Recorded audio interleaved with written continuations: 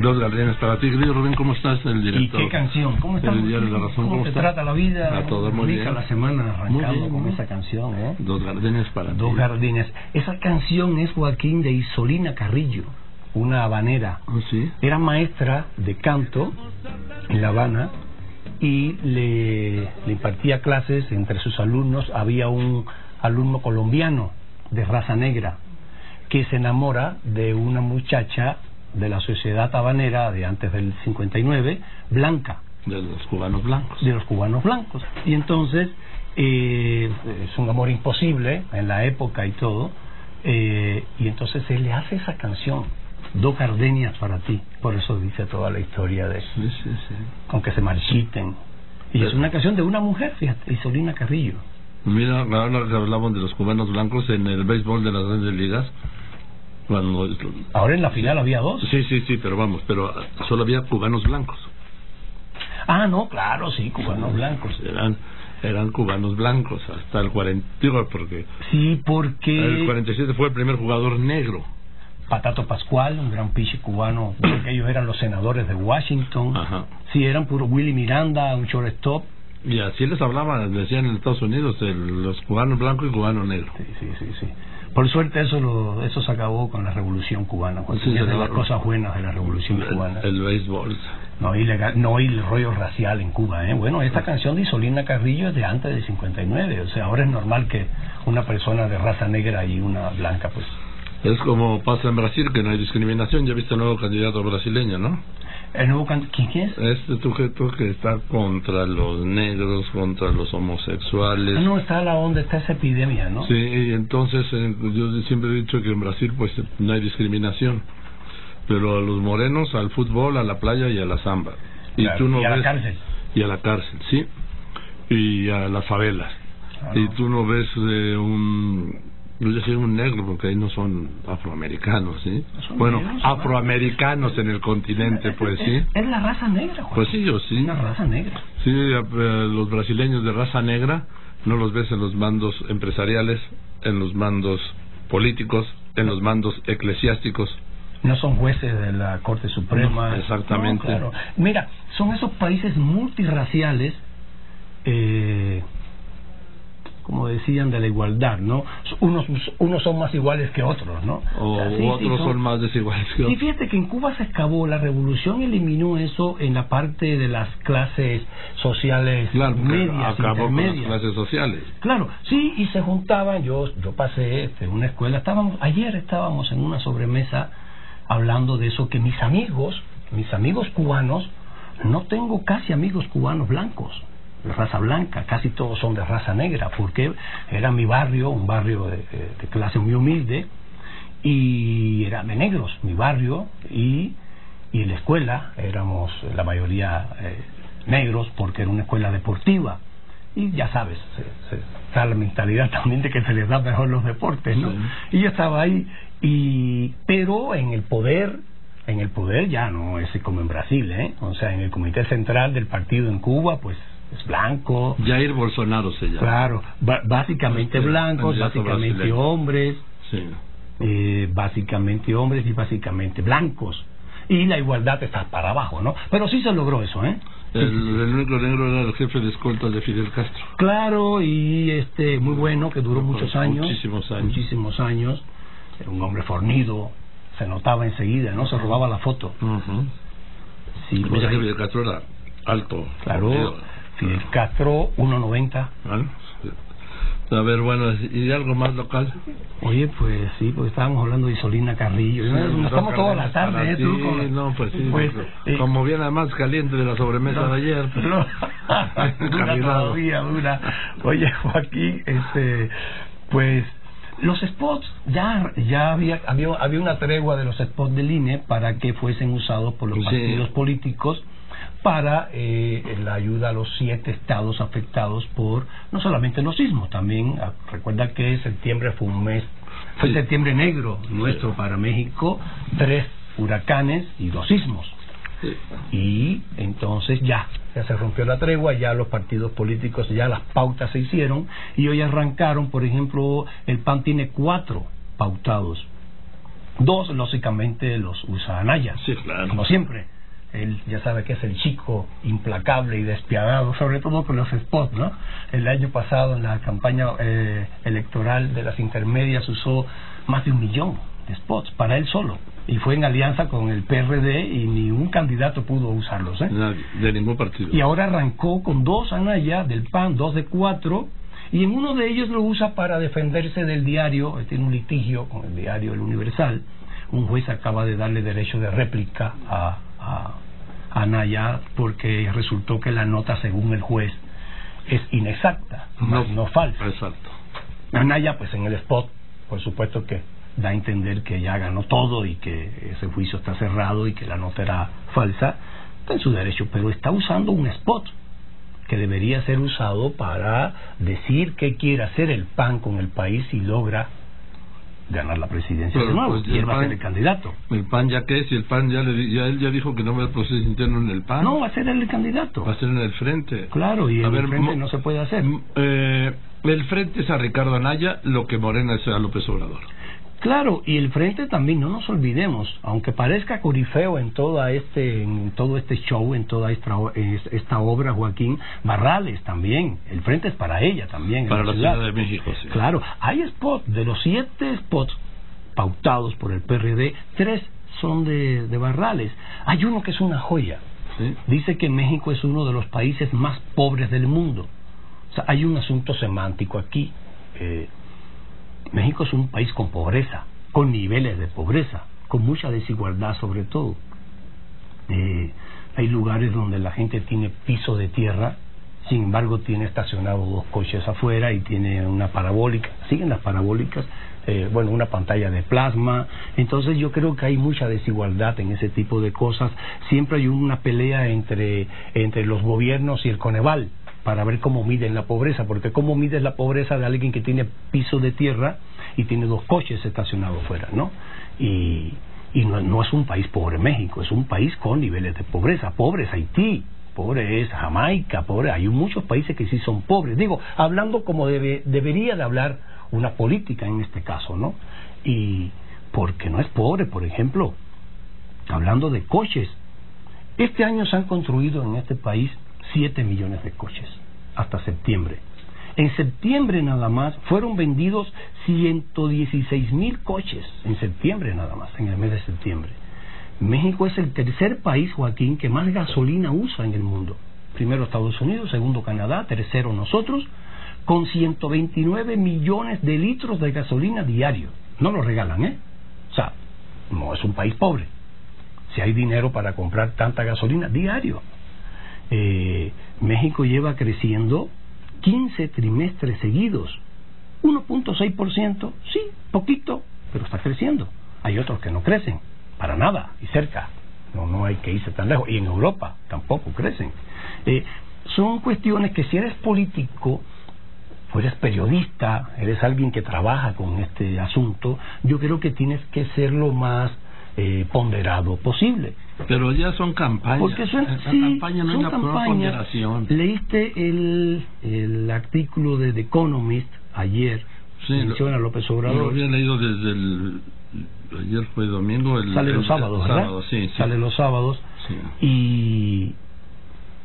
Y se refiere a eso. Dice que es un político fogoso, ajeno a los programas de gobierno. Por ejemplo, si México es un país pobre, ¿qué ha hecho el PRD para resolverlo? Porque el PRD es un partido que ha estado en el gobierno.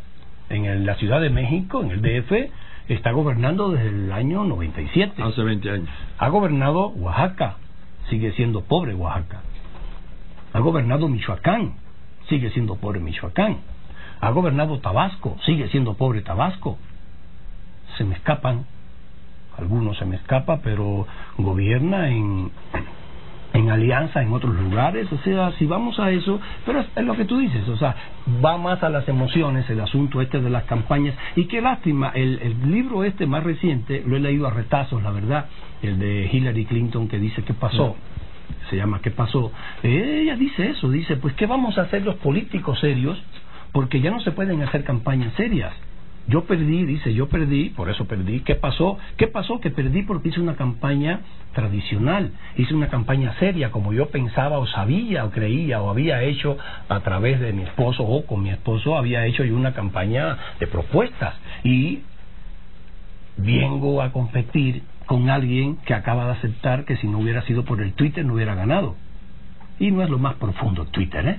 Sí. Las redes sociales no son lo más profundo. Entonces yo creo que viene un proceso para nosotros, para los electores y para los políticos, a ver qué va a pasar, porque si sigue siendo una campaña y todos piensan en eso, en mensajes cortos que peguen, prensa fifí, la descalificación, entonces pues, así va a ser, no te quede la menor duda. Así va a ser, pero confío, Joaquín, tiene que apelar a la cordura. O sea, no confíes, no seas confiado. Sí va. ¿Cómo vas a decir? Leo demasiado, ¿no? A los candidatos que ¿cómo puedes apelar la cordura de los candidatos en una campaña? Si vamos a ver lo que nunca hemos visto, bueno, vamos a escuchar lo que nunca hemos escuchado y vamos a vivir lo que nunca hemos vivido en una campaña. Sí, tú me lo dices en privado, me lo dices en público, sí. O sea que va a ser así. Es que también me parece casi una ingenuidad, con todo cariño. No, eso de confianza.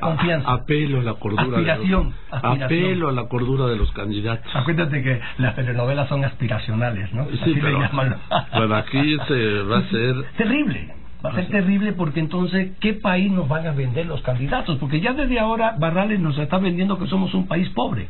Sí. No, pero ella es candidata a la Ciudad de México, ¿no? Sí, puede decir la Ciudad de México es una ciudad pobre. Milpa Alta la tenemos cerca, ¿eh? La Ciudad de México no es solamente Iztapalapa. Claro. Casi es un bastión del PRD. Ojo, y es la delegación que más presupuesto tiene, Juan. Sí. Actualmente son más de 300 millones de pesos. No más. O sea, son con los miles, tengo un problema con los miles. Sí, son 3,000. Sí, claro, son 3,000 millones de pesos. O sea, es un dineral. Y siempre lo han tenido ellos, ¿eh? Sí. Es su coto. Entonces, y son las más pobres. O sea, sí, pero va a ser una campaña de emociones. Los spots son de emociones. Este spot de Anaya, pues es un spot que yo creo que si fuera un asunto judicial, pues es igual de inexacto que la nota, o es porque no es cierto que él haya ganado completamente un juicio. O sea, no es cierto, y está usando un spot de hora oficial, de horario oficial para decir eso. No sé, eso yo creo que alguien lo va a protestar, ya que lo va a tener que bajar. No es un spot. Pero ya ha pasado, bueno. No, claro, lo puedes ver después en Facebook y lo puedes ver en donde quieras, ¿no? Eso es lo de menos, ¿no? Pues sí viene esa campaña, una campaña de lodo en vez de una campaña... No es de lodo, es mucho más escatológico el asunto. Sí, tú eres... Sí, no puedo decirlo exactamente, pero es un asunto de materia escatológica, sí. Cuando prenden el ventilador, que ya lo prendieron, no va a volar lodo, a ver va a volar lo otro. A ver, Joaquín, ¿qué sector de la sociedad mexicana padece más de escatofagia en ese caso, no? A ver a quién agarran. Vamos a ver, y así va a ser. Porque no, yo creo, Joaquín, yo confío en una sociedad cada vez más informada, de verdad. Le va a exigir a los candidatos los debates. Ahora hay muchos candidatos, yo creo que los debates tienen que tener otro formato. No, tenemos una sociedad informada, yo creo. Sí, y luego los candidatos, hablo de los candidatos, no de la sociedad. No, se lo van a exigir, se lo tienen que exigir a la sociedad. Les vale. ¿Crees? ¿Tú crees que Andrés Manuel va a cambiar así? No, va a ser la misma campaña de siempre, yo creo que por eso pues... Si le funciona, ¿por qué va a cambiar? Bueno, vamos a ver en la campaña si le funciona, Joaquín. Vamos a ver, pero sí yo creo que hay que insistir, un candidato serio tiene que decir todas estas cosas. ¿Por qué no le preguntas, no le comentas eso a Hillary? Que hace falta un candidato serio. No, la pobre acaba de... Sí, dice, está lamentando, dice, ¿qué hacer? ¿Qué hago? Bueno, ¿qué hago? Porque no... Y lo que va a pasar, es que el discurso de AMLO, como el de Trump, jaló el discurso, acercó hacia ese punto el de Hillary Clinton, y aquí sin duda el de AMLO va a jalar el de los... Sí, va a jalar la marca, y qué lástima que personas inteligentes que la va a ver ahí en el... Inteligentes son todos, ¿no? Para llegar a candidato tienes que ser una persona inteligente. Te diré. No, sí, algo tienes que tener, ¿no? Como decía tu mamá, inteligente ¿para qué? Para eso sí son inteligentes, ¿no? para ser candidatos. Bueno, ya vimos un candidato lo van trabajando muy vivo. Ahora, y un presidente desastroso. Así es. En el 2000. Así es, así sucedió. Pero qué tristeza que un presidente de este país diga un día, yo gané gracias a Twitter. Con todo respeto, no es que Twitter es una de las nuevas formas de acceso a la información, gracias a la cual todo el mundo tiene posibilidades de expresarse, pero no es. O sea, él mismo hace poco estuvo 7 minutos sin Twitter, ¿no? Sí. ¿No? Y estaba muriéndose, ya no sabía qué iba a hacer, no podía gobernar el país porque no tenía Twitter. Yo creo que es un todo. Las nuevas formas de acceso a la información, Facebook, Twitter, todo eso es parte de. Sigue existiendo la prensa escrita, sigue existiendo la televisión abierta, sigue existiendo la radio. Ojo, estos spots de hecho pasan en 2.776 emisoras de radio y televisión del país, Joaquín. Sí, claro. Y ahora mismo, en este instante, esos spots los están oyendo millones de personas. Millones de personas. Yo creo que tendría que haber una criba, pasar por una criba ese tipo de spot, porque por ejemplo, el de Anaya, o sea, agarra todo un spot para un asunto personal. No está haciendo una propuesta de gobierno, no está haciendo una propuesta de país, está diciendo yo gané una pelea judicial. Bueno, y a mí que me interesa que le haya ganado, señor. Bueno, pero el tema es eso, es la misma. Él se está dando un paralelismo entre López Obrador está trayendo y el primero el primero fue Anaya, ¿eh? Sí. El primero en caer fue Anaya. Sí, y porque pues vio por ahí por ahí voy. Sí, incluso ha arrimado su discurso al de López Obrador. Claro, no te puedes negar a ti mismo. A ver, Joaquín, por ejemplo, México es un país pobre, como dice Barrales en su spot. Bueno, Barrales tiene una propiedad en Miami, que se sepa, y tiene otra propiedad acá en Las Lomas. Anaya, México es un país pobre. Anaya ha tenido a sus hijos viviendo y estudiando en escuelas privadas y en barrios caros en Atlanta, en Estados Unidos.